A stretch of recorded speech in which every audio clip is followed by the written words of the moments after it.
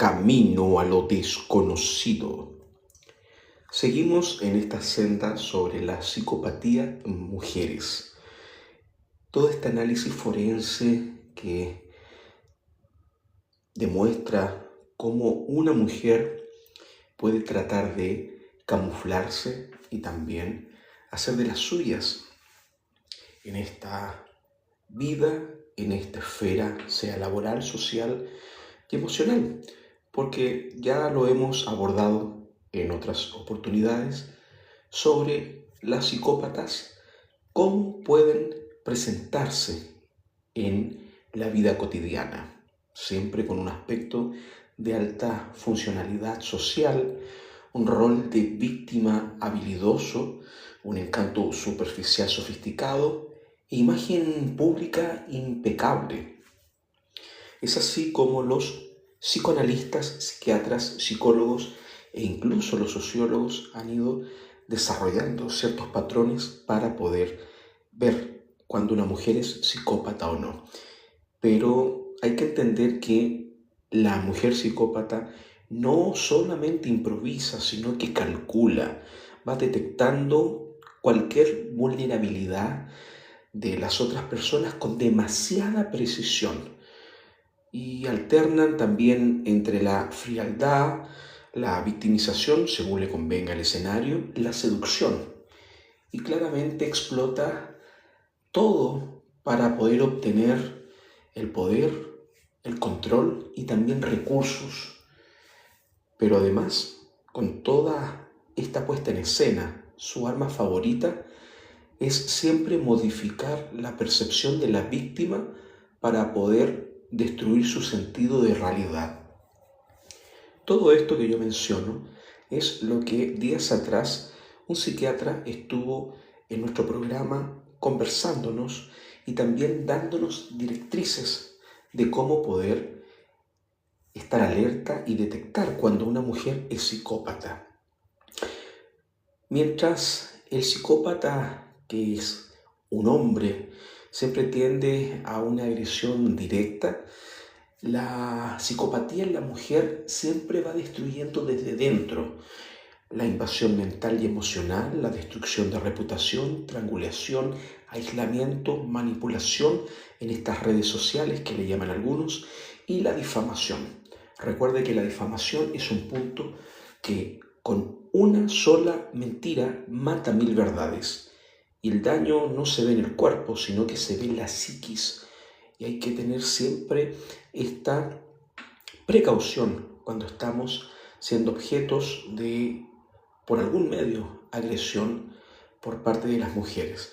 Es imperativo que usted entienda que yo no estoy diciendo que las mujeres en sí, en su conjunto, la totalidad, son personas que tienen una violencia instrumental o que inclusive su relación o su agresión psicológica siempre va a tener el mismo patrón. No, recuerde que eso va cambiando dependiendo de la edad, del estrato social, donde se desarrolla y también si de cierta manera tiene alguna adicción. Una mujer que tenga alguna adicción siempre va a tener una visión distinta del mundo. Y también el grado de escolaridad es algo que tenemos que tener muy claro cuando las personas se están enfrentando a una relación parasitaria, donde siempre el control afectivo se transforma en la manipulación sexual, el tema de la intimidad, de no querer relacionarse, de no querer tener una conversación, incluso esa explotación económica y también la dependencia emocional inducida son problemas que la pareja enfrenta y que de manera psicológica nos va confundiendo, haciéndole dudar y también devastando sin encontrar en sí mismo una solución a este predicamento. Son situaciones que siempre nosotros conversamos y les planteamos a nuestros auditores, que es netamente una apreciación, estudios que se van desarrollando, pero que también muy bien documentados están en el cine. No sé si usted vio la película con Demi Moore y Michael Douglas, donde Demi Moore sostuvo una relación con Douglas en el guión de la película y ella quedó muy herida. Y cuando Michael Douglas llega a ser parte de la oficina donde ella estaba con un cargo muy elevado, ella comenzó inmediatamente a fraguar su venganza, tratar de tener el control del entorno, dígase compañeros, jefatura y personas que a lo mejor pudiesen de una u otra manera estar indirectamente relacionadas. Ella claramente buscaba un beneficio económico para poder tener un ascenso laboral, lo que muestra la película de acoso sexual con Demi Moore y Michael Douglas. Michael Douglas también años atrás había participado en la película Atracción Fatal, donde usted vio el desarrollo y también la patología de la violencia instrumental por una mujer que está complicada a nivel patológico, a nivel psiquiátrico.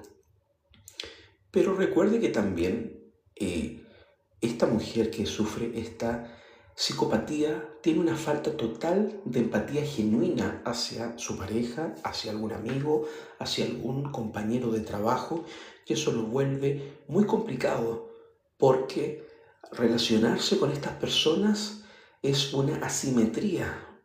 Siempre uno siente que se le está evaluando, que se le está mapeando, se le está monitoreando cualquier acción. Y claramente, ¿por qué? Porque estas personas utilizan la emocionalidad como una herramienta táctica para finalmente tener un objetivo, ascendencia laboral, como lo dije ya, y claramente con el tema del fingimiento de la emoción, claramente porque no sienten. Es un aspecto que uno tiene que tener muy en consideración con este tipo de menesteres y con esta situación que muchas veces puede complicar una relación e incluso esta manipulación tan sofisticada y que va con una explotación crónica al otro, siempre se parte desde el punto de vista que el hombre, si no tiene una buena dotación de su miembro, no estaría dentro de la categoría de un hombre. Y es ahí donde muchas veces las mujeres fingen, usted lo ha visto, fingen un orgasmo, fingen una relación y el cariño. Y esto es lo que se evalúa desde el punto de vista académico forense, cómo la psicopatía femenina ha ido desarrollando ciertos parámetros y hace ya 20, 25 años fue modificando sus miradas y también su estrategia. La mirada pericial, que es la evaluación forense, también demuestra que existe una superficialidad emocional. Estas personas realmente, al ser psicópatas, no tienen ni siquiera que gritar ni golpear, sino que su violencia es netamente cerebral, silenciosa, por cierto, muy devastadora. Y es ahí donde nosotros tenemos que estar siempre alerta, porque algo nos puede ir complicando. Hoy por hoy, con todas estas manifestaciones, todos estos dogmas que están proliferando con el feminismo, donde el progresismo ha hecho lo suyo, donde ya ha perdido adeptos del proletariado, de las minorías y también de la supremacía racial, ha otorgado como un trofeo a ciertos grupos de la sociedad el tema del feminismo, el tema del legrado y también de un empoderamiento que muchas veces es innecesario.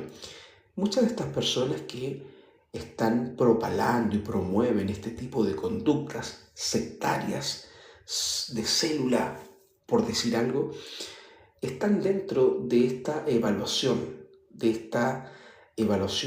de psiquiatras y también la evaluación forense, donde estas personas tienen una dificultad a relacionarse y no solamente con su entorno, con un aspecto gregario, sino que con ellas mismas. Nosotros el año pasado, en enero del año pasado, 2024, tuvimos la posibilidad de estar en una charla de Irina Karamanos, la ex primera dama y ex novia del presidente Gabriel Boric Font.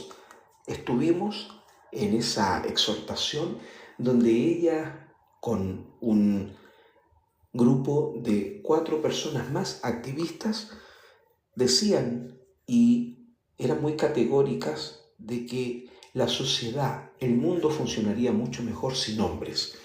Fue algo que a mí me llamó muchísimo la atención, ya que había un grupo reducido de 25 o 28 personas y entre ellos solamente 4 hombres. Había un ciudadano polaco que solicitó la palabra, intervino, hizo una pregunta en polaco, pero una chilena fue la que le tradujo y por poco lo linchan, porque Irina Karamanos insistía que ella como socióloga no entendía la mirada, la visión que tienen los sociólogos e insistía que una sociedad sin hombres sería fantástica. En ese momento yo con mi cámara y también con mi celular filmando, documentando esto, no podía opinar, solamente documentar y dentro de mi cerebro ir intentando tener una opinión muy personal. Si no existiese un hombre, ¿cómo podrían fecundar una mujer? ¿Y cómo establecer una sociedad, una civilización, puestos de trabajo, profesiones, creación de nombres, filiación? Pero en ese momento Irina Karamanos era implacable de teflón. Ella postulaba que una sociedad sin hombres sería perfecta. Al final de esta contertulia decidí, con María José, mi productora, ir a conversar con ella y realizarle un par de preguntas.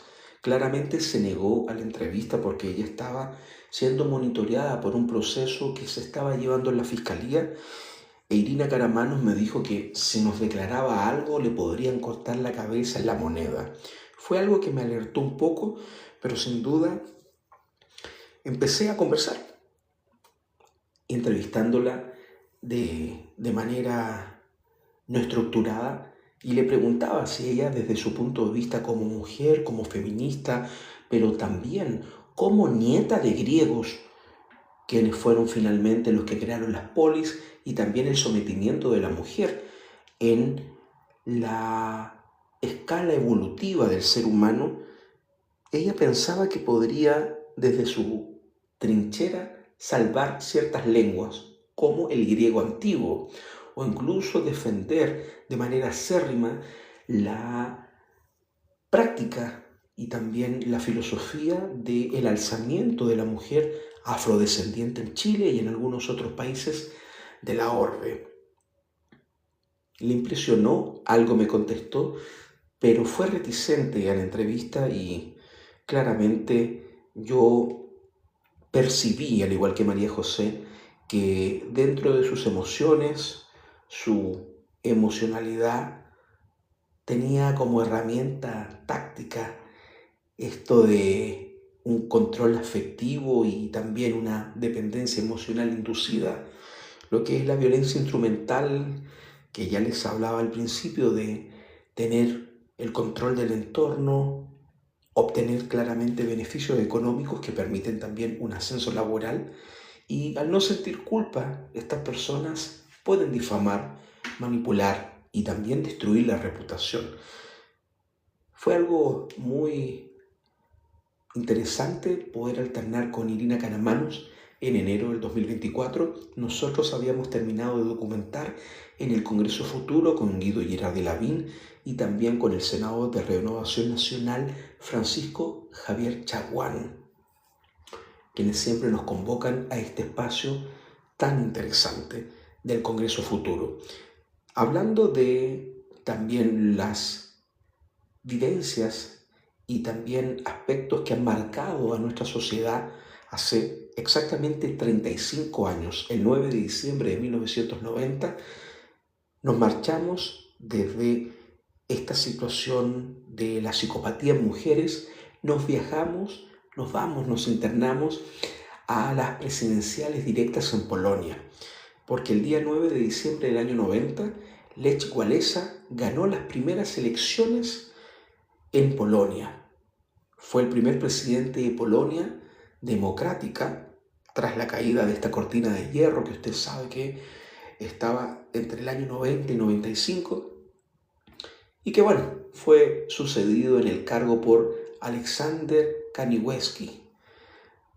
Walesa fue cofundador de Solidaridad, el primer sindicato libre en el bloque del Este, que fue un organismo que ayudó también a tambalear la cortina de hierro y que generó cambios inmensamente radicales dentro del bloque soviético que ayudaron a terminar con la represión.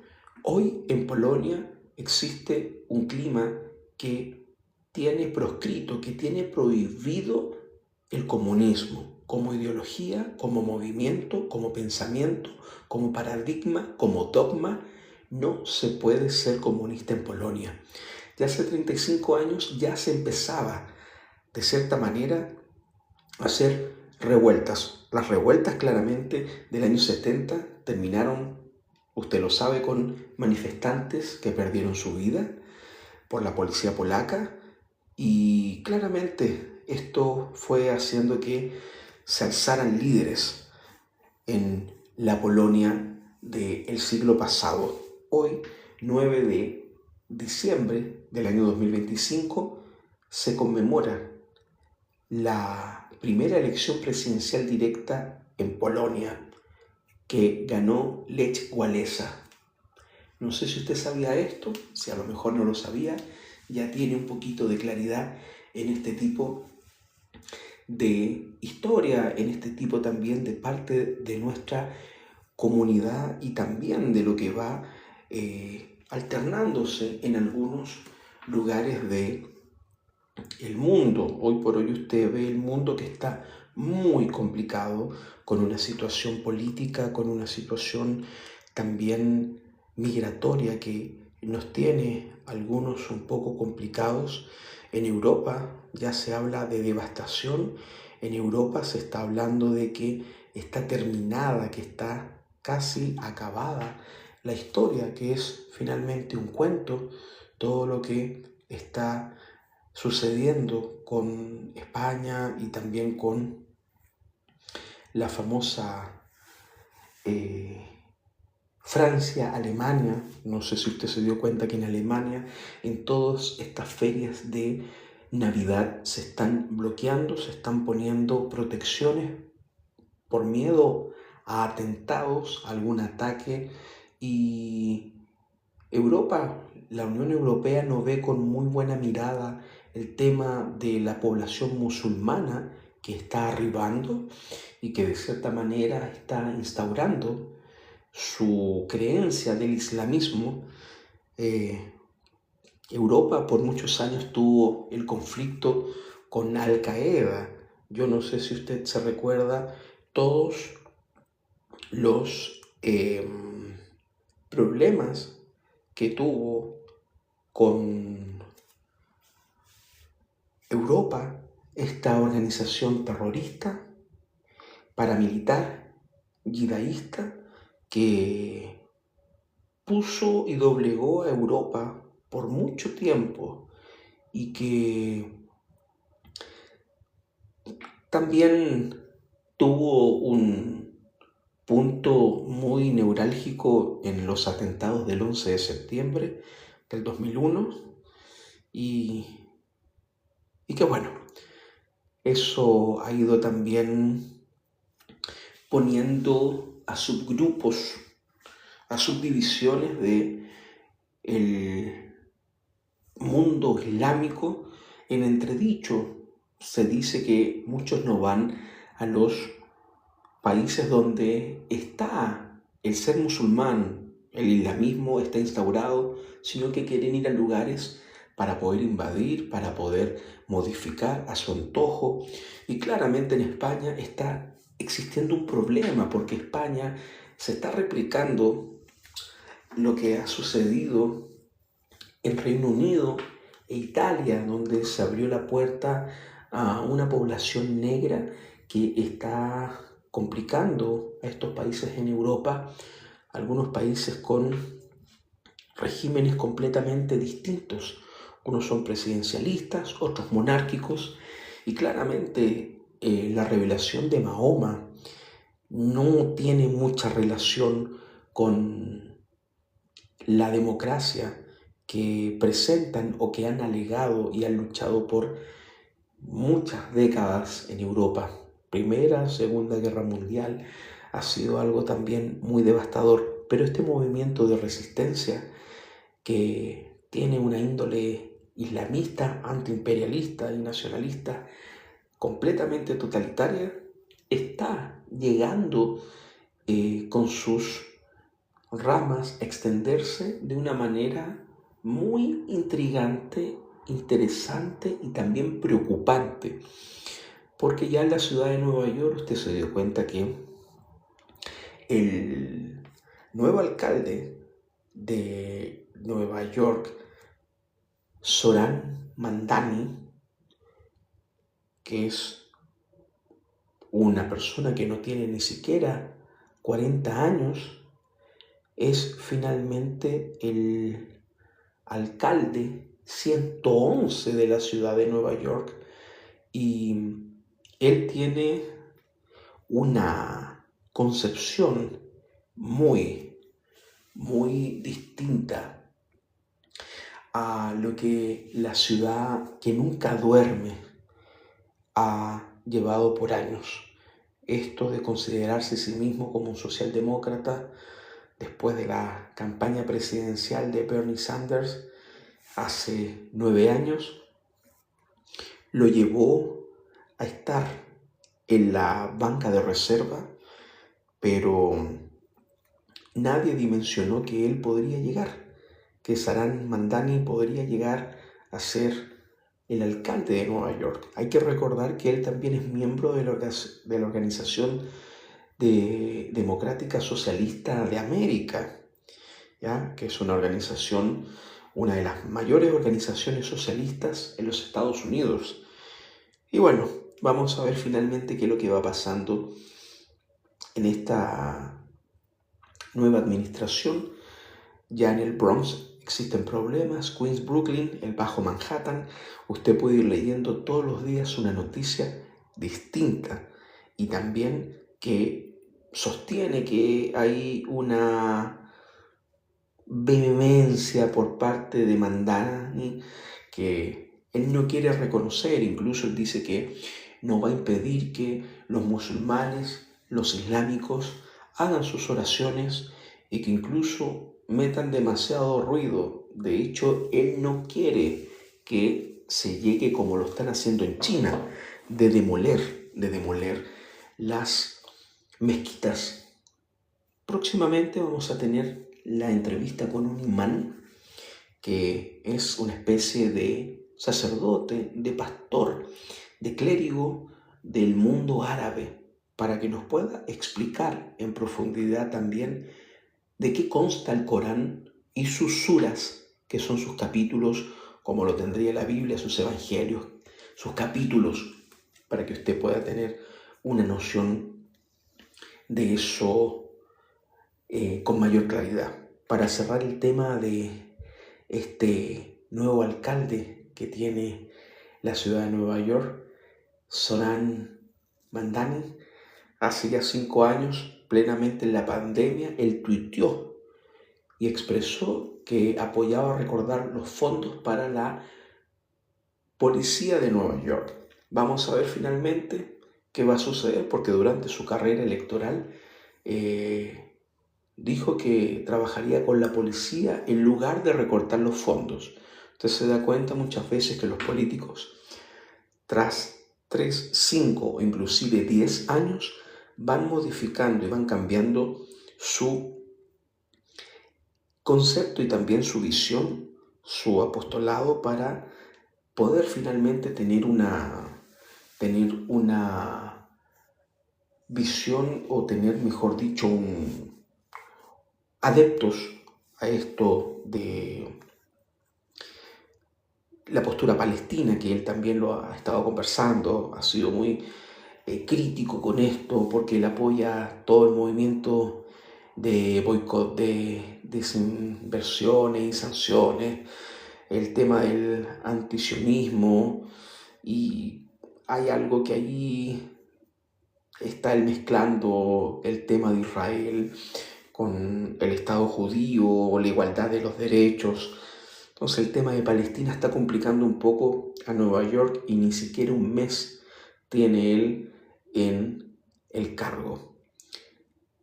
También nosotros tenemos que darnos cuenta que esta situación tan, pero tan grande que está pasando en Europa, donde las mismas universidades están empujando a una agenda que intenta disolver identidades nacionales y que apoya al mundo musulmán, al mundo islámico, con esta pancarta gigante de Palestina, está complicando a varios países. De hecho, España, con el tema marroquí, y afganos, está muy denso. Es una situación que la gente no quiere comprender, que existe un dogma que se quiere instaurar, y lo peor que es con todos los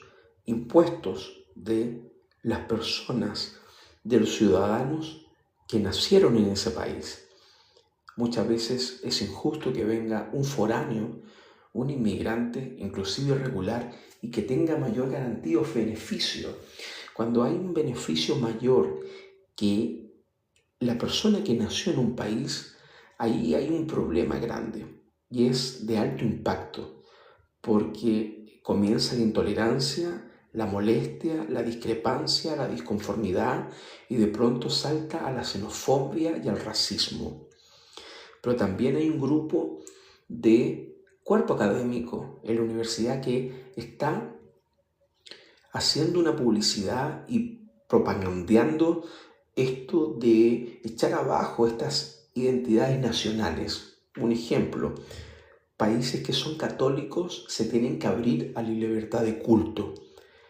Países que tienen una supremacía blanca tienen que ser mixtas, con gente negra para tener afrodescendencia, con personas que no comulgan con el catolicismo y que a lo mejor son ateos.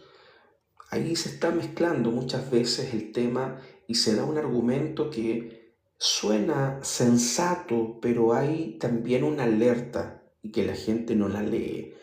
Un país que es sumamente católico, creyente, y se pone como ley, como un estamento de la libertad de culto o la libre expresión, conlleva esto, que esta agenda que intenta disolver identidades nacionales de diversos países esté agónica con el tema inmigrante, con el tema racial, con el tema de la intolerancia, y sumando a esto la insurrección y también corrupción de los políticos que ganan mucho dinero con esta situación frenética y descontrolada de la inmigración.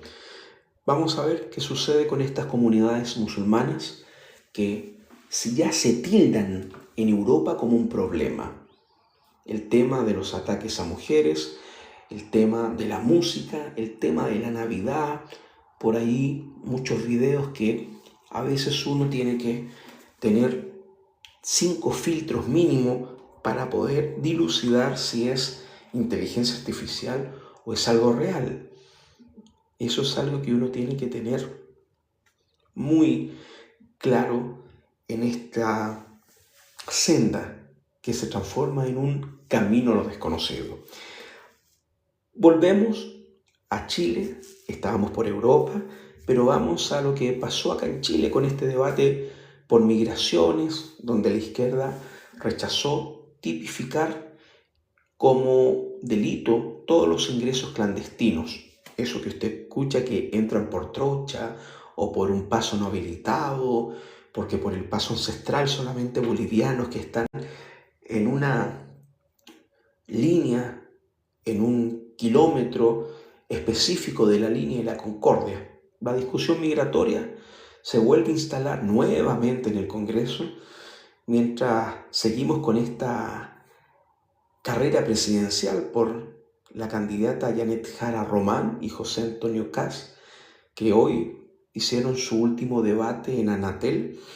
Vimos a un Kast más contestatario, una Janet Jara que a cada instante insistía que Katz se tenía que calmar, que la dejase hablar, pero usted siempre saca su conclusión. Está muy complicado. Nosotros hace 2 meses entrevistamos al presidente del Partido Comunista, Lautaro Carmona Soto. Usted lo puede ver en nuestro canal de TikTok, también en YouTube, en nuestro Instagram y también en ex Twitter. Todo lo que pudimos recabar en esa entrevista, donde el presidente del Partido Comunista de Chile dice que está muy difícil y que tendrían que ir a una segunda vuelta. Vamos a ver quién gana esta segunda vuelta.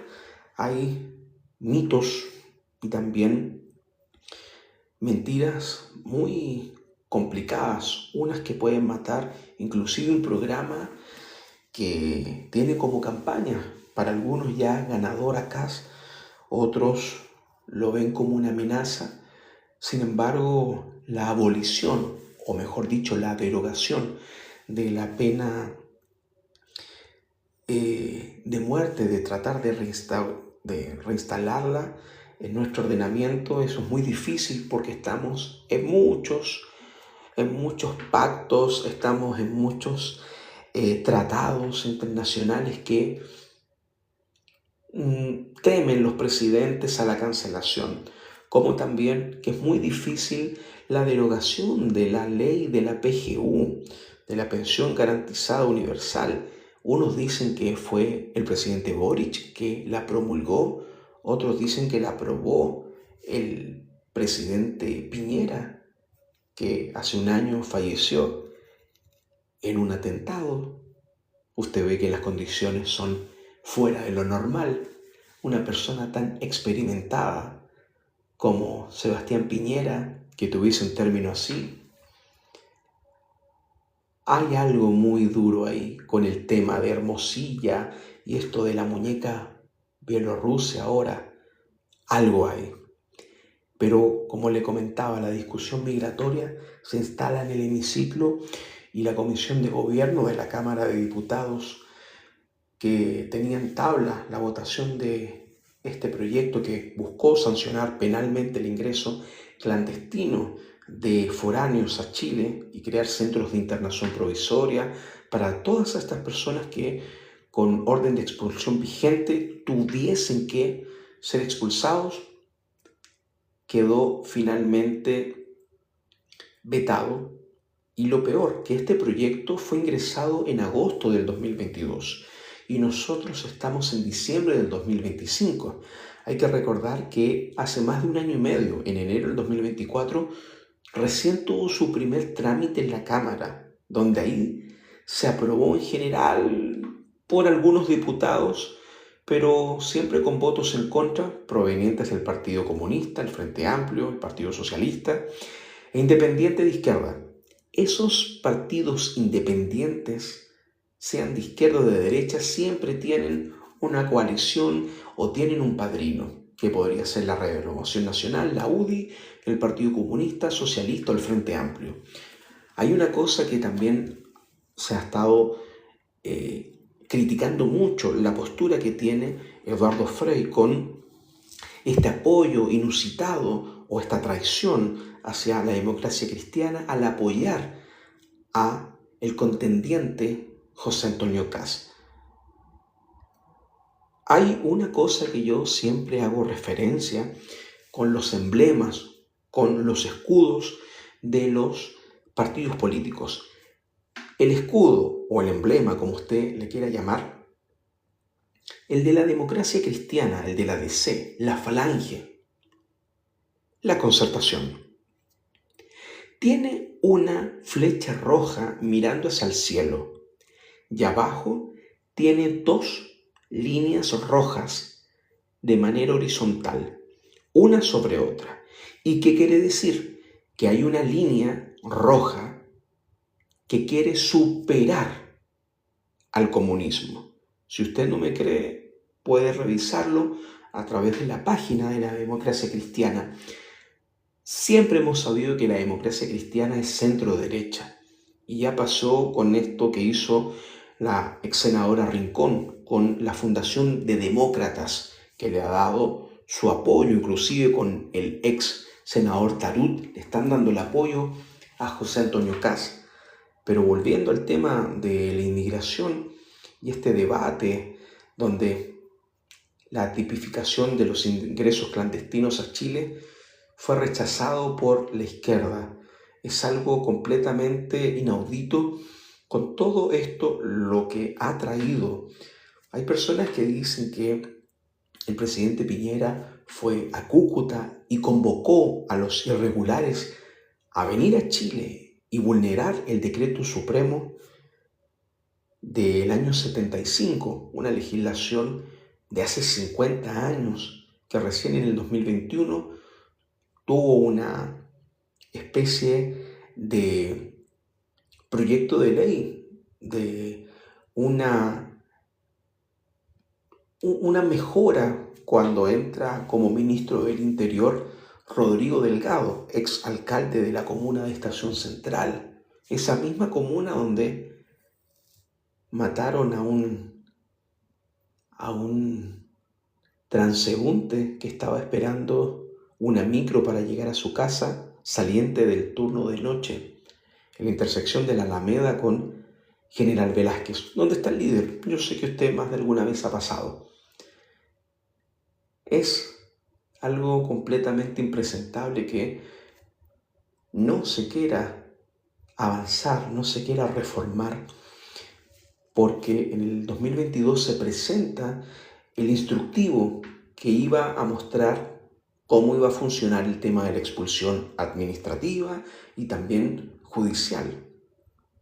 Pero hay algo que también muchas personas dicen, pero si el presidente Piñera fue a Cúcuta, a la frontera, y los convocó a venir, lo que el presidente Piñera hizo en esa oportunidad con otros mandatarios de gobiernos democráticos y otros títeres, me refiero a gobiernos títeres, fue convocar a la visa de responsabilidad democrática, que claramente reunía una serie de requisitos que uno de ellos era imposible de conseguir, que era el certificado de antecedentes penales otorgado por el SAIME, que es una especie de registro civil del Ministerio de Justicia en Venezuela que legaliza, apostilla el documento, pero no lo hace con timbres, no lo hace con estampillas, ni tampoco timbres de agua, sellos, sino que lo hace por internet a color, se envía al correo electrónico y usted ya tiene sus antecedentes penales. Documentos que son muy fáciles de falsificar, más con una cédula de identidad que no es biométrica. La senadora Rincón, hermana de la periodista de TVN, el año pasado estuvimos en frente de las dependencias del Teatro Municipal, donde logré entrevistarle y preguntarle sobre esta necesidad de empadronar de manera biométrica a más de 40.000 inmigrantes irregulares en Chile. Ella me decía que con toda esta atención de una campaña que fue fraudulenta con un exitoso resultado para Maduro, se pronosticaba casi 400.000 nuevos inmigrantes irregulares de Venezuela ingresando a Chile. Y en esa oportunidad tratamos de entrevistar a Luis Taller, el director de Extranjería e Inmigración, quien se negó a Sonido Bestial, y ahora acá en Camino a lo Desconocido, darnos sus impresiones. Solicitamos por transparencia hasta que finalmente tuvo que acceder, pero muy escueto, con sus impresiones, puesto que él fue un activista hasta el año 2020 por el tema de la coordinación migratoria, la central de coordinación migratoria, donde está Rodolfo Noriega, un abogado peruano, ex miembro del Sendero Luminoso, y también una ciudadana que es bien particular su situación, porque ella quiso ser diputada. Estoy hablando de Catalina Bosch Carcuro. Ella es chilena cubana, padre cubano, madre chilena, y hace ya 28 años vive en Chile.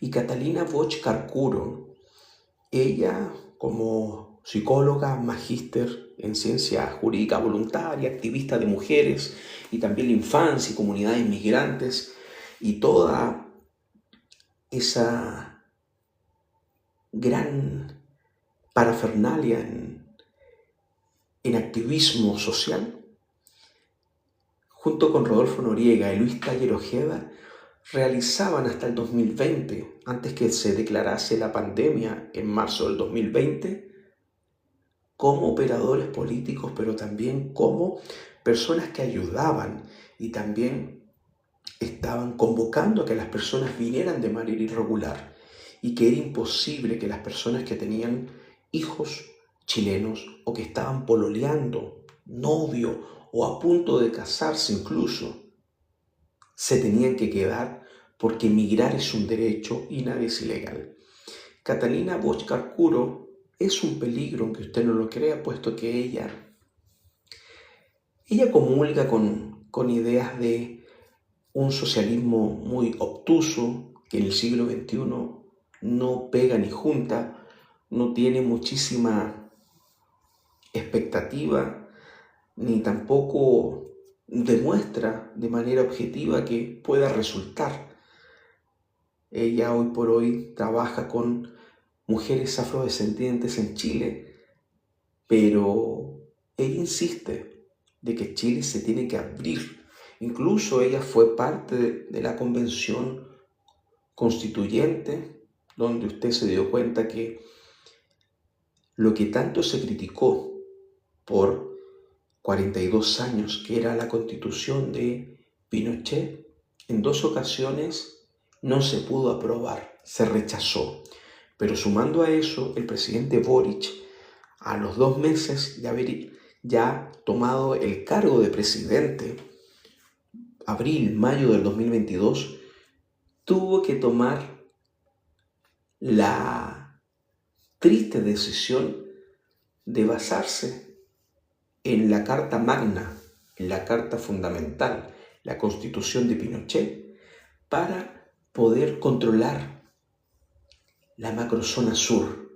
Recuerde que Isquia Siches viajó sin los permisos correspondientes de indígenas y también de grupos subversivos que hoy por hoy son terratenientes en ese lugar y tienen controlado, y si no hay el debido acuerdo para otorgar el santo y seña y poder ingresar, a disparos son despedidos, mas no bien recibidos.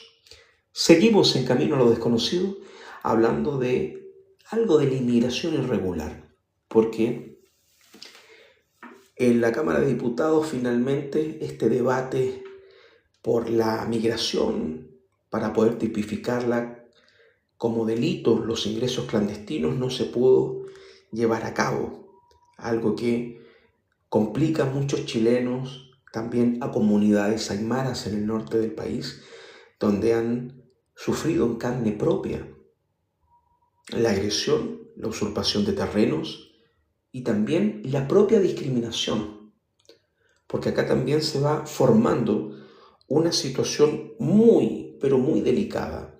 Existen algunos ciudadanos extranjeros que se burlan del chileno diciéndole que son indios, que son indígenas. Estas personas que muchas veces hablan de la poca equidad, oportunidad, tolerancia, los que siempre reclaman que les responden de manera xenófoba y racista, hacen lo mismo. Vamos a ver finalmente qué pasa en la Cámara de Diputados, en el hemiciclo donde hoy se tenían que llevar a cabo varias aprobaciones y que por este fin de semana largo parlamentarios culparon a los incidentes y las toneladas de basura en la autopista en el camino Los Vázquez para poder llegar a tiempo al hemiciclo y poder discutir la amplitud de atribuciones a los guardias municipales. Finalmente, las armas se le van a entregar y mayor atribución. Pero lo complicado y también lo indignante es que los parlamentarios no llegaran. Pero también esta tramitación del proyecto que tiene entredicho el tema de tipificar como delito la inmigración irregular no se pudo llevar a cabo. Lo bueno es que en paralelo los temas migratorios están siendo vinculados en el escenario electoral. Kast lo dijo hoy, también Janet Jara, unos se empadronan y otros van a expulsar, con una cuenta regresiva que nos tiene casi al borde de una situación diplomática con un país que ya tuvimos un conflicto en noviembre del 2012 con el Perú, donde nos demandaron ante el Tribunal de La Haya en Holanda, donde esta situación nos obligó a entregar millas náuticas, porque las millas que dicen los peruanos tener no están bien provistas de cardúmenes, de peces para tener una pesca buena. Al igual que Bolivia, usted sabe que Bolivia tiene un par de millas náuticas ofrecidas, obsequiadas por el Perú, pero que no tienen la posibilidad de tener una pesca. Y ahí es donde está el problema.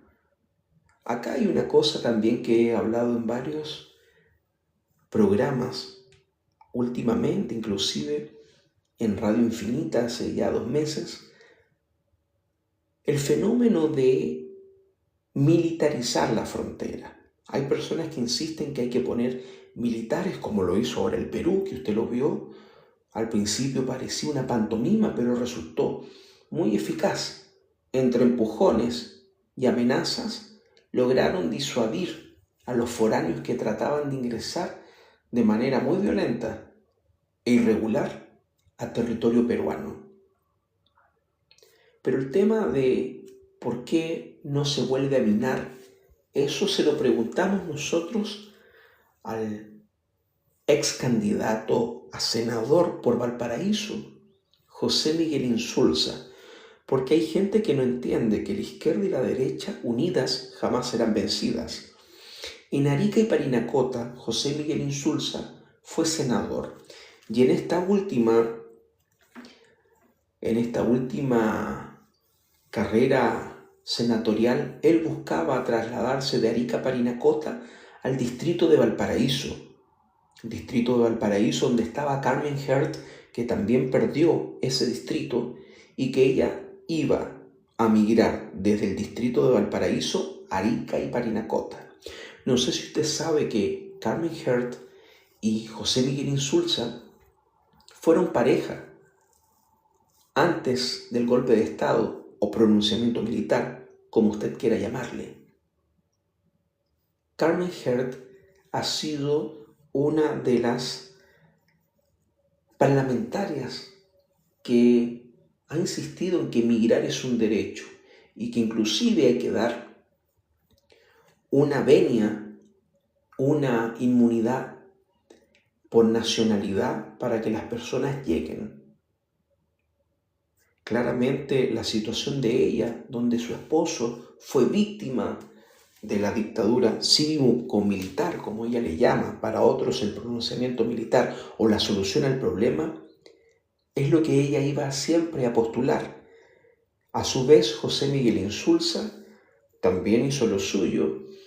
No sé si usted recuerda que en el año 97, José Miguel Insulza, como ministro de Relaciones Exteriores del gobierno de Eduardo Frei Ruiz-Tagle, el mismo de la democracia cristiana que ahora le dio el apoyo a José Antonio Kast, candidato republicano. En ese entonces, del 97, José Miguel Insulza viajó a Ottawa, Canadá, para firmar la Convención de Ottawa, donde comprometía a Chile a desminar la frontera. Imagínense desminar 1.728 kilómetros, una frontera porosa donde no hay zanja, donde no hay guardia y donde se cometen también diversos delitos o incivilidades, como le llaman hoy por hoy, con el tema de autos robados provenientes de Chile y que pasan también a Bolivia, y lo que está sucediendo en algunos puertos, de que hay autos chilenos que van a Venezuela, no hay tanto control aduanero de revisar documentos, número de chasis, si es que el auto es robado. Al igual que en el Perú, donde el Perú y Argentina muchas veces mueven sus vallas, sus cercas, que están delimitando su territorio, usurpando de cierta manera kilómetros chilenos. Quien firmó la Convención de Ottawa para desminar la frontera fue José Miguel Insulza. Es algo que algunas personas no recuerdan y que, bueno, nosotros en Camino a lo Desconocido siempre estamos con este material porque es importante y también didáctico para que la gente pueda entenderlo. Vamos a proceder a escuchar la pregunta que yo le realicé al ex senador del Partido Socialista, José Miguel Insulza, con respecto a la desminación de la frontera, donde usted podrá sacar su propia conclusión. Recuerde que con sus impuestos usted le paga a estas personas y que lastimosamente no están trabajando para usted, trabajan para una agenda mayor y se transforman en traidores. Mencionaba que los militares sacaron las minas. Esto fue finalmente la orden que se dio cuando ustedes se suscribieron a la Convención de Ottawa. Si nosotros salimos finalmente de esa convención, no sé si usted como senador nos puede contestar, ¿podría ser que se pudiera nuevamente minar? Ya menos mal, pues la verdad que encuentro que la peor forma de defenderse un país de otro es tener minado su territorio. Así que yo era muy partidario, yo firmé Ottawa efectivamente, así que creo que fue una gran decisión, pero nos creó un problema, por cierto. Nuestra frontera es mucho más porosa que lo que era antes, por lo tanto la gestión de la frontera es bastante difícil. ¿Alguna otra pregunta?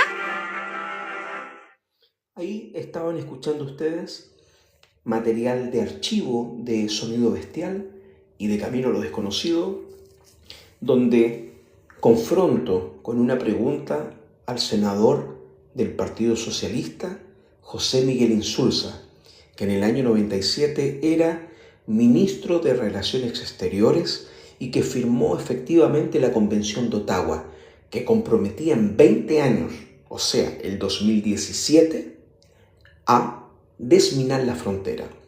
Por eso hay personas que dicen que el gobierno de Piñera erradicó las minas. Y no fue ni Bachelet ni Piñera que traicionaron, sino que fue José Miguel Insulza.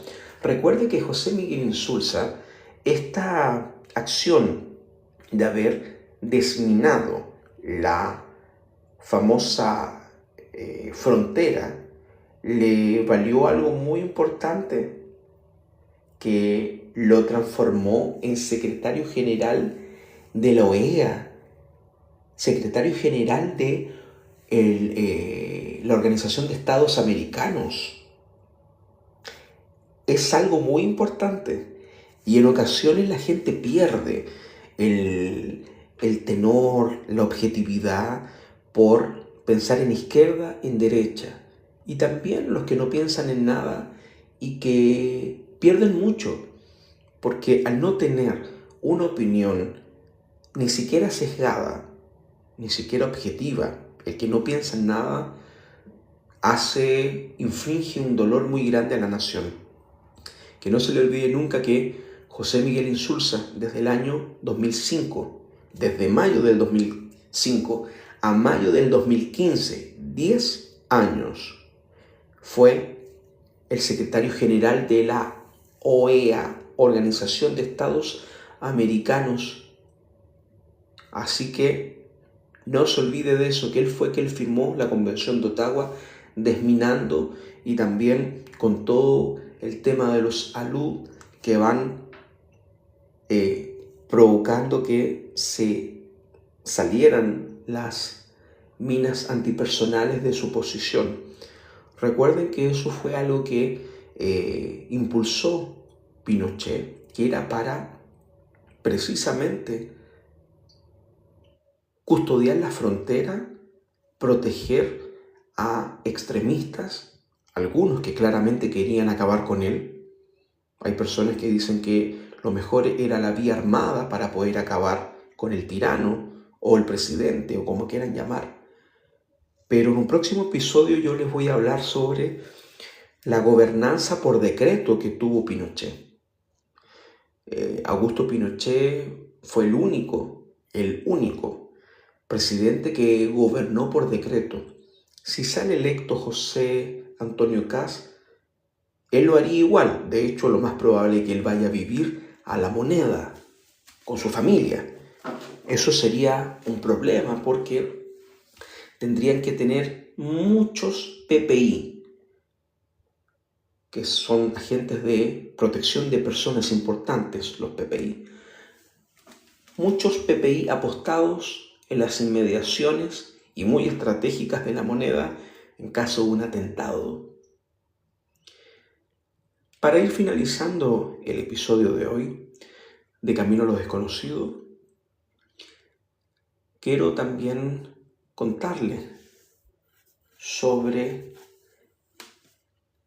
qué más puede hacer daño, qué más puede ser letal en nuestra sociedad. A veces hay personas que dicen que nosotros como seres humanos podemos aniquilar a otra especie o inclusive la nuestra. Pero esto es algo insólito y yo sé que le va a parecer muy interesante lo que pasa con los mosquitos. Usted vio Jurassic Park y en Jurassic Park, la película de Steven Spielberg, usted vio que desde el mosquito se extraía parte del ADN para poder finalmente establecer y terminar la cadena de evolución, la secuencia de ADN para finalmente crear a los dinosaurios. Los mosquitos, usted sabe que han estado durante toda la vida de nosotros, nos han ayudado, nos han complicado, pero también han sido letales, como lo han sido los humanos, también las serpientes, los perros. A mí me llamó muchísimo la atención que la chinche asesina también ha devastado a nuestro planeta, incluso superando al escorpión. No sé si usted sabe que el escorpión puede ser quemado y no muere, inclusive congelado, pero con su letal picadura, él termina con su existencia. Caer en las fauces de un cocodrilo, complicado. Vea la película con Bill Pullman que se llama Cocodrilo, del año 97-99, le va a fascinar, se va a acordar de mí. Y bueno, los elefantes, que muchas veces la gente de manera errónea dice que sus colmillos, los elefantes no tienen colmillos, los elefantes tienen dientes y eso está más que documentado. Claramente el marfil en ciertas tribus pueden tributarse. Vea cómo vamos conversando de una tribu a un tributo, a una ceremonia ritual por bonanza, por venganza, también por una pena capital, es variante como la vida del elefante, que en algún momento podrían entrar a grandes imperios como un tanque para destruir a el ejército contendor. Los hipopótamos han hecho lo suyo también, como lo que hizo este traficante Pablo Escobar, que en parte de Palmira infestó de hipopótamos la fauna colombiana. El hipopótamo pareciera ser muy tranquilo, pero no, es más fiero que el propio león. Y el león, usted ya lo sabe, que parece que a simple vista podría ser el animal más mortal por tener una agilidad, una prestancia, pero en el caso de este gran mamífero de más de 800 kilos, la mujer, la leona, es la que se encarga del menester de cazar. Hablábamos del ADN. ¿Qué pasa con el ADN? El ADN es algo tan interesante, algo tan trascendental. Bueno, sí, porque el 72% del ADN europeo tiene una fuerte preponderancia en países del Caribe, como en Cuba, Puerto Rico y la República Dominicana. Y este ADN europeo fuertemente proviene de Portugal y España. Y los rasgos que proporciona son la piel clara, ojos verdes, cabello liso u ondulado.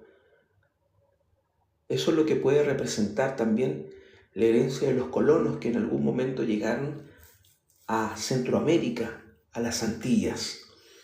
Hay un 20% también del ADN que es ADN africano y que también tiene una controversia por la expresividad, la energía, siempre un cabello rizado, pero la piel negra, proveniente de África Occidental y Central, llegó con gran fuerza, con su música y también con la resistencia.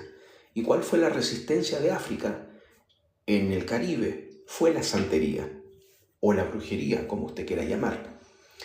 Pero hay otro porcentaje entre los niches, los taínos, que son los indígenas de Centroamérica. Este ADN que tiene una conexión profunda con la tierra, esto tan ancestral que le comentaba minutos atrás, que hoy por hoy en el siglo XXI grupos de 14 a 21 años están con este dogma, con esta filosofía de un indigenismo, de un cariño, de un compromiso con la fauna y también con los pueblos originarios. Pero este 8% de ADN indígena ha dejado la huella en los taínos, que están todavía repartidos y claramente presentes siempre en las partes orientes de estas islas antillanas. Y también está el grupo L, más conocido como el ADN mitocondrial africano. Esa es la mejor herencia femenina de la mujer negra que de manera directa transmitió una mujer a sus hijos. Y usted sabe, hay algo muy simpático, algo muy especial entre la conexión de África con la conexión con Occidente.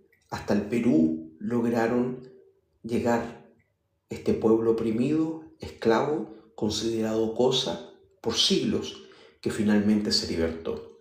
Por último, el haplogrupo R1b, el ADN paterno europeo, que se encuentra paradójicamente y documentado científicamente solo en hombres, y que es lo que los padres españoles dejaron de este linaje tan dominante en Centroamérica, en Cuba, en la República Dominicana, Puerto Rico, y que hoy por hoy usted podría también ser parte dentro de 10, 15 años con algún hijo afrodescendiente, porque aunque le salga con tez blanca, si hay una mixtura entre piel café con leche, usted va a tener que hacerse una pregunta: ¿Cuál ADN cree usted que predomina hoy por hoy? Le agradezco la atención dispensada en Camino Desconocido y nos veremos en una próxima edición.